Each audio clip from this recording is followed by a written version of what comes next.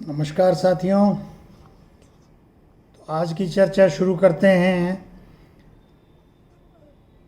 शुरू में ही पाकिस्तान के सैन्य ठिकानों पर हमले का आदेश नहीं था।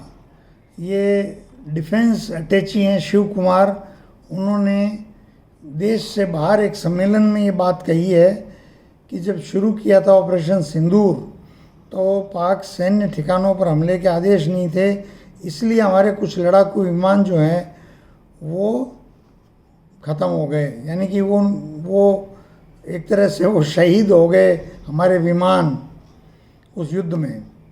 तो ये बहुत चिंताजनक बात है कि अगर राफेल के बारे में जो सुब्रमण्यम स्वामी भी कह रहे हैं, अन्य लोग भी कई कह रहे हैं, इवन जो CDS है उन्होंने भी कहा कि जब हम युद्ध होता है तो नुकसान होता है।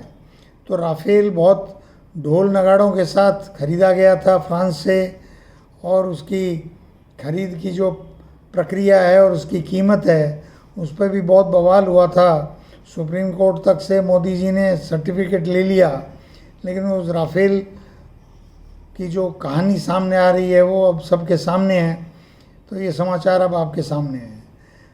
भरतपुर में चंबल परियोजना जो पीने के पानी की है उसकी पाइपलाइन 10 फुट गहरी डाल रहे थे। अब 10 फुट गहरी क्यों डाल रहे थे मालूम नहीं, कोई सीवर लाइन तो थी नहीं। 4 फुट गहराई पे डाली जाती है।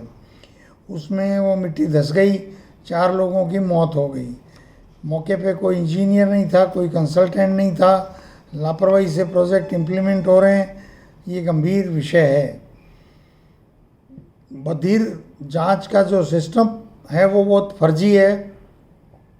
पता नहीं बधिर होने का प्रमाण पत्र इतनी तत्परता से जो है बिना किसी बाधा के मिल जाता है, जबकि वो बधिर जो हैं हो सकता है उनमें से कुछ ने सरकारी नौकरी ले ली हो, वो सुन पा रहे हैं और उनके कोई बधिर जैसे कोई गुण सामने लक्षण नहीं है। ऐसी जांच हुई है। चुनाव आयोग का आया है कि प्रदेश में जनगणना विभाग का आया है, डायरेक्टर ऑफ सेंसस का, कि प्रदेश में 1987 से, माफ़ कीजिएगा चुनाव आयोग, तो 1987 से 2004 के बीच के जो मतदाता हैं उनको जन्म प्रमाण पत्र देना पड़ेगा। ये SIR कर रहे हैं जैसे बिहार में कर रहे हैं। मदन राठौड़ को 2 दिन पहले विधायकों ने, कार्यकर्ताओं ने कहा था कि उनकी सुनवाई नहीं हो रही है, तो वो ये कह रहे हैं कि CM की सुनवाई में तो जाना पड़ेगा।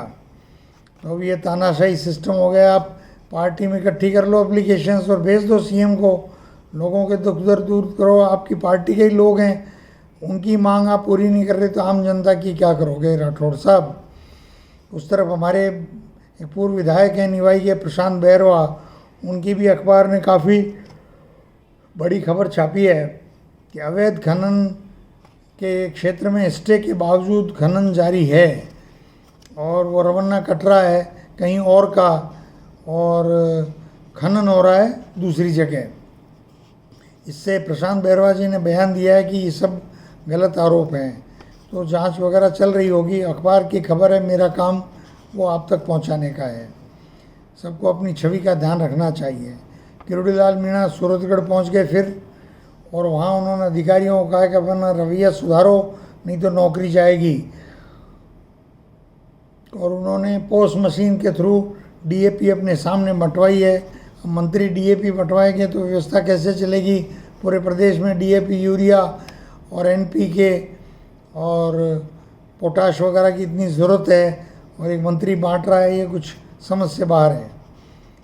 फिरोजपुर फीडर RD 45 पे शुरू मिलता है। इससे RD 45 पे फिरोजपुर फीडर जो है शुरू होता है, वहाँ से बीकानेर कैनाल निकलती है। वहाँ से 2200 क्यूसेक पानी बीकानेर कैनाल को देने की सहमति हो गई है। धरना गंगानगर में समाप्त हो गया है और पानी की चोरी रोकने के लिए 4 टीमें बनाई गई है, क्योंकि बीकानेर कैनाल जो पंजाब के पोर्शन में से निकलती है वहाँ भी उसमें से वहाँ के किसान पंजाब के जो है वो साइफन लगा के पानी की चोरी कर लेते हैं। तो ये एक गंभीर विषय है जिस पर राजस्थान सरकार को कोई ठोस योजना बनानी होगी। अखिल भारतीय बिश्नोई महासभा के पूर्व अध्यक्ष देवेंद्र बुढ़िया काफ़ी प्रतिष्ठित व्यक्ति हैं, उन पर कोई दुष्कर्म का आरोप हरियाणा में लगा है, उनकी गिरफ्तारी हुई है। 1 अप्रैल 2026 से जनगणना शुरू होगी और पहले चरण में मकानों की सर्वे होगा, उसके बाद 32 कॉलम का कोई फॉर्म भरवाया जाएगा। अब उसमें ओबीसी के लिए क्या कुछ वो लाते हैं नहीं लाते हैं, मैं तो कहूँगा सामान्य के लिए भी लाइए कि सामान्य किन हालातों में हैं। बहुत सारे ऐसे ब्राह्मण परिवार हैं जिनको आप देख लो तो आपको बहुत दया आने लग जाए। सरकार कह रही है ब्राह्मणी से बिसलपुर तक 5000 क्यूसेक पानी लाया जाएगा। 1.5 साल तो आपको हो गया। मैंने तो परसों ही चुनौती दी है कि आप ये ब्राह्मणी का भी मैंने बोला उसमें, ये ब्राह्मणी के 5000 क्यूसेक में से आपके 3.5 साल में अगर 1 क्यूसेक पानी आ जाए तो मेरी चुनौती है भजन लाल जी को।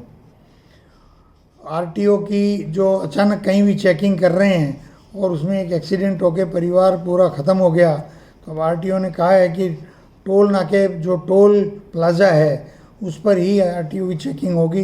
देर आए दुरुस्त आए। वसुंधरा जी ने राशन की दुकानों पर अन्नपूर्णा भंडार खोलने की योजना शुरू की थी, वो फेल हो गई थी 2015 में। उसको भजनलाल जी ने वापस शुरू किया है। उसके सामने भी ये चुनौतियां उस योजना के सामने कि जो दाल का पैकेट मान लीजिए आधा किलो का 60 रुपये में मिलता है बाज़ार में, वो वहाँ पर मिल रहा है 75 में। सरसों का तेल की शीशी मान लीजिए वो बाज़ार में मिल रही है 55 रुपये में, तो वहाँ मिल रही है 62 रुपये में।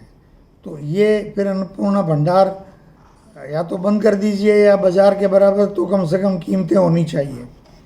धर्म परिवर्तन को लेकर के बवाल चल रहा है, तो दौसा में चर्च के बाहर नागरिकों ने बहुत बड़ा हंगामा किया है। मैं समझता हूँ सभी दलों को राजनीति से ऊपर उठकर और चर्च के पादरियों को बुलाकर और सरकार को भी, होम मिनिस्टर को भी, होम सेक्रेटरी को चर्च के पादरियों को बुलाकर बहुत सख्त संदेश देना चाहिए।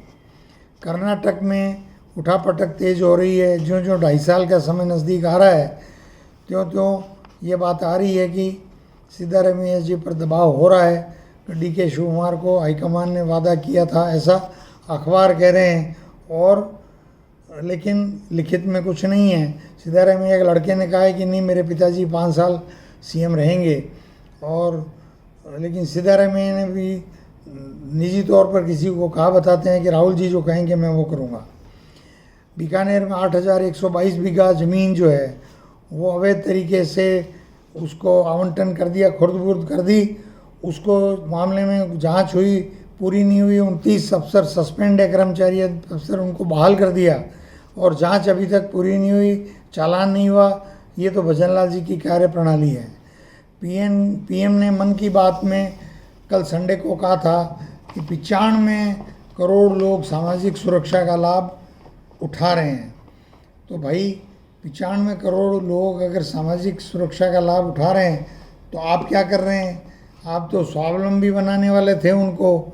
तो फिर ये जो जीडीपी बढ़ रही है उसका पैसा क्या सारा ही अडानी अंबानी के पास जा रहा है?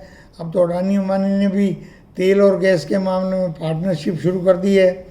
तो देश को मोदी जी कहाँ ले जा रहे हैं और देश की राजनीति किस दिशा में जा रही है, क्या प्रमुख मुद्दे हैं, वो सब आपके सामने रखने की कोशिश रोज़ाना करता हूँ। आशा है आप इसका विस्तार करेंगे।